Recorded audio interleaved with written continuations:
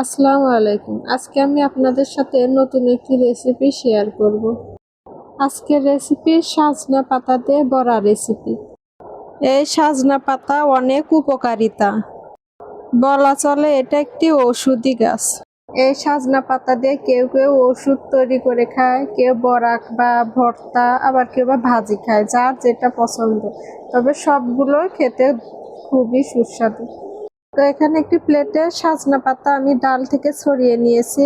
আর এখানে আমি 1 কাপ ডাউল আর আতপ চাউল ভিজিয়ে রেখেছিলাম 1 ঘন্টা। তারপরে এটা ধুয়ে ঝরিয়ে নিয়েছি একটা স্ট্যান্ডে। এখন এটা আমি ব্লেন্ড করে নিব।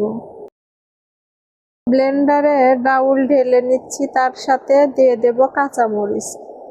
আপনারা চাইলে কাঁচামরিচ কুচি করে কেটেও দিতে পারেন, তবে আমি ব্লেন্ডারে ব্লেন্ড করে নিব ডাউলের সাথে। ডাউলগুলো বেশি ব্লেন্ড করা যাবে না। দেখুন এভাবে দানা দানা করে ব্লেন্ড করেছি, যাতে ভাজার পরে এটা ক্রিস্পি হয়। তবে আপনারা চাইলে ডাউলের সাথে পাতাগুলো একসাথে ব্লেন্ড করে নিতে পারেন, অথবা পাতাগুলো গোটা গোটা ভাবে দিয়ে দিতে পারেন। তবে আমি সাজনা পাতাগুলো কুচি কুচি করে কেটে নিয়েছি। তারপর একটি স্ট্যান্ডে নিয়ে ভালোভাবে ধুয়ে পরিষ্কার করে নিয়েছি। এই সাজনার পাতা এতটাই উপকারিতা, এটা রক্ত স্বল্পতা দূর করে, হার্ট সুস্থ রাখে ও ডায়াবেটিস নিয়ন্ত্রণে রাখে এবং অনেক রকমের রোগ থেকে রক্ষা করে। আপনারা যারা সাজনা পাতার রেসিপি এখনো খেয়ে দেখেননি তারা অবশ্যই ট্রাই করবেন। আর এই সাজনা পাতার বড়াটা খেতে কিন্তু খুবই সুস্বাদু ও মচমচে হয়।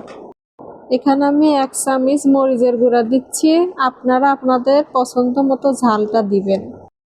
1/2 চামচ ধনিয়ার গুঁড়া দিয়ে দিচ্ছি। 1/2 চামচ হলুদের গুঁড়া দিয়ে দিচ্ছি। এখন দিয়ে দিচ্ছি 1/2 চা চামচ জিরার গুঁড়া, 1/2 চা চামচ ভাজা জিরার গুঁড়া, আর দিয়ে দিচ্ছি 1 চা চামচ কালো জিরা। অবশ্যই কালো জিরাটা দেওয়ার চেষ্টা করবেন। কালো জিরা দিলে বড়াগুলো খেতে বেশি ভালো লাগবে। আর দিয়ে দিচ্ছি 1/2 চা চামচ আদা বাটা, 1 চা চামচ রসুন বাটা। রসুন বাটাটা একটু বেশি দিচ্ছি। সব উপকরণ দেওয়া হয়ে গেলে এখন এটাকে ভালোভাবে মেখে নিচ্ছি। মেখে 10 মিনিটের জন্য রেখে দিব। 10 মিনিট পরে এখানে আমি 1 কাপের মতো পেঁয়াজ কুচি দিয়ে দিচ্ছি।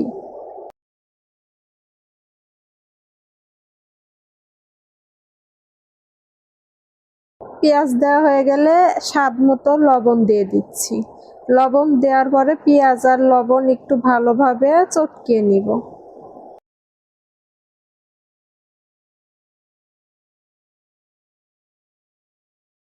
তারপরে আবার সবগুলো একসাথে মেখে নিচ্ছি। মাখানো হয়ে গেলে এখন এগুলো ভেজে নিব।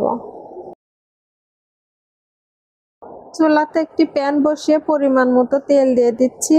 এখানে আপনারা চাইলে ডুবো তেলে পেঁয়াজের মতো ভেজে নিতে পারেন, তবে আমি আজকে এভাবে ভেজে নিচ্ছি। ভাতের সাথে এভাবে খেতে ভালো লাগবে।